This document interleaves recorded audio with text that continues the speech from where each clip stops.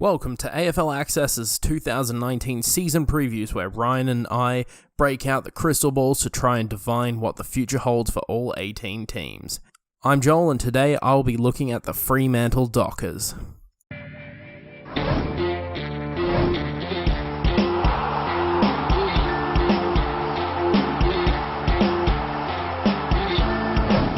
So if anyone's wondering why I did the season review for last year and am doing the season preview for the Dockers, is because Ryan and I, not to agree, are teams rivals for obvious reasons. If it isn't, the power video would most likely just be me cackling like a madman at this clip. They led by 28 points at one stage, but the perfect storm has erupted.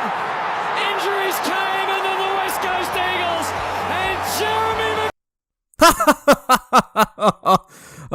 Jeremy Oh, that gets me every time. Anyway, back to the subject at hand with Fremantle and their middlingly futile 2018 season.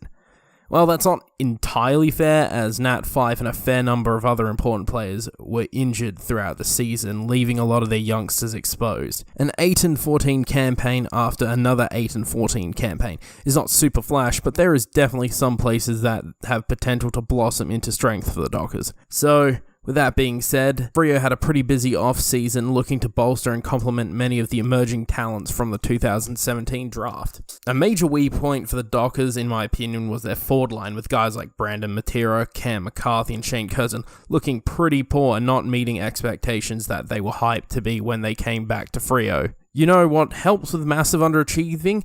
Getting two highly touted key position forwards to join your ranks, and even better, they're local boys. Jesse Hogan and Rory Lobb were traded back to the West into the hands of the Dockers, giving away pick 6 and 11 to the original club. Another Western Australian boy who wanted to head home was Travis Collier, who was flipped for a 4th round pick in the 2019 draft. Another one?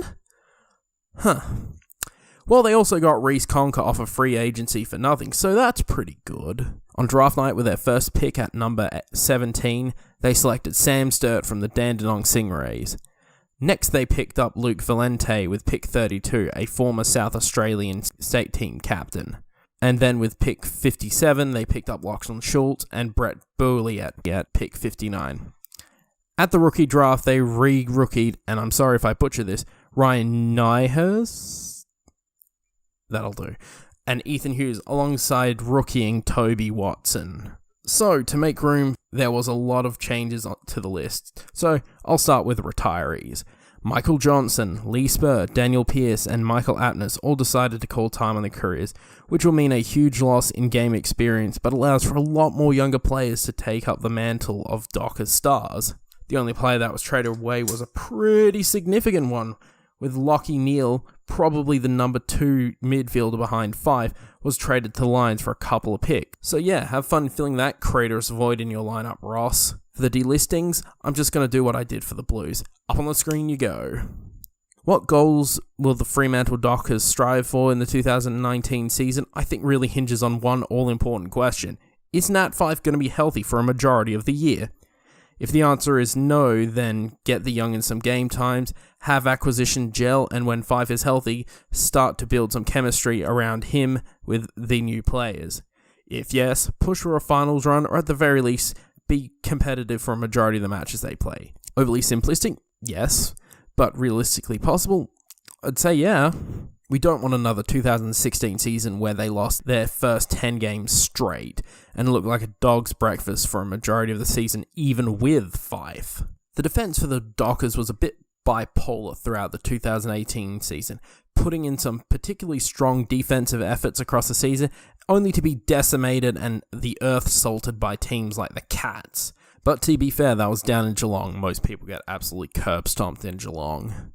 Now, with some of the aging stalwarts in Michael Johnson and Lee Spur retiring, there are some spots that open up for the Dockers' youthful defenders. Griffin Lowe, the 8th pick from the 2016 draft, had a season-long foot injury which quashed a lot of game time he could have received alongside the more experienced hands in the defense. Well, it looks like he's going in the deep end this season, although I don't think that is too bad since he will need to start rebuilding the defense from the inside out.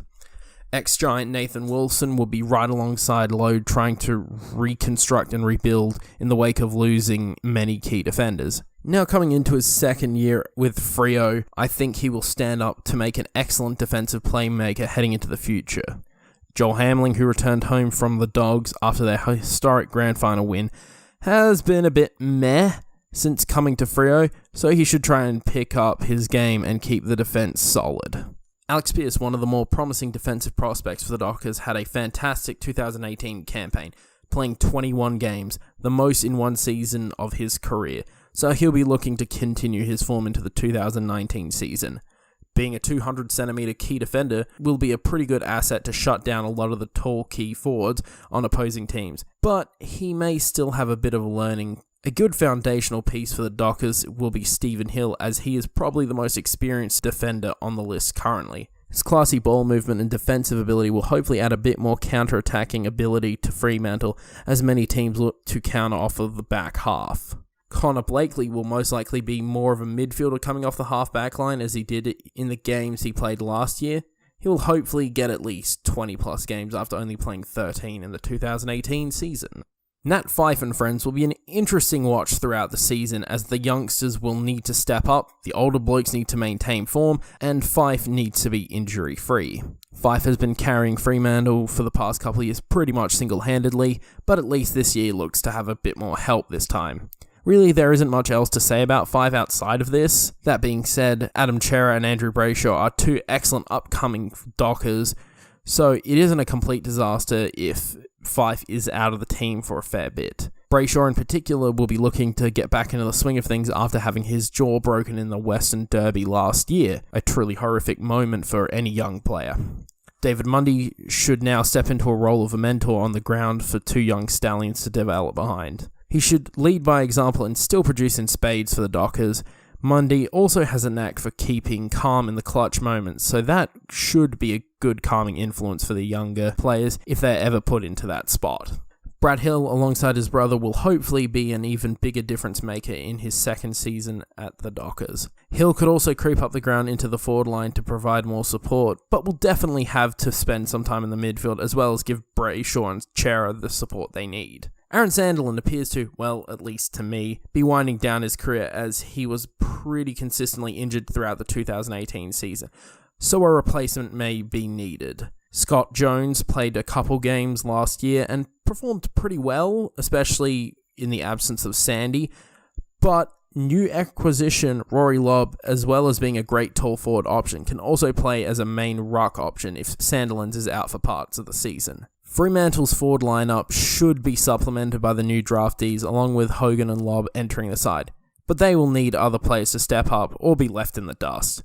The homeward-bound Jesse Hogan will be a great player to rally around for the Dockers, as he is shown to be an excellent leading forward with tremendous marking ability. Brennan Cox is also developing into a good tall forward, who can provide support for Hogan while he goes up against more of the number one defenders and he can take the lesser known defenders. Michael Walters has been pretty much one of the more consistent small forwards for the Dockers in the past couple seasons and was a top goal scorer for them last year. So coming into this season, he'll probably be looked at to stand up as the main small forward option. Luke Valente should, in my opinion, start round one as a half forward option to get some fresh blood into the Dockers lineups. With many forwards underperforming last year, I think putting an emerging new bloke may be a spark for the forward line needs. Matt Taberner looked to emerge as a pretty decent forward option last year, although injuries did put a bit of a dampener on those ambitions. But he should hopefully produce more this season. I think Lobb will take the sixth spot in the forward line, as well as being the occasional tap ruckman. His time at the Giant has shown that he has excellent marking ability and a knack for kicking goals, which will be valuable for the Dockers going forward. I think the round one team should look something like this. Some matches I'd keep my eye on for Fremantle will definitely be the Western Derby, especially after the pretty fiery clash last season. The first round match up against the Rouge should also be an interesting contest, especially to open up the season. I'm not sure what other matches will be good, but I'm sure later in the season most people will be able to decipher which ones will be pretty good. At the end of the 2019 season, where the Dockers will finish, like I said, with the goals is depending on whether or not Fife is healthy for most of the year. If he is healthy, I think they're going to sneak into the top 8 by the skin of their teeth.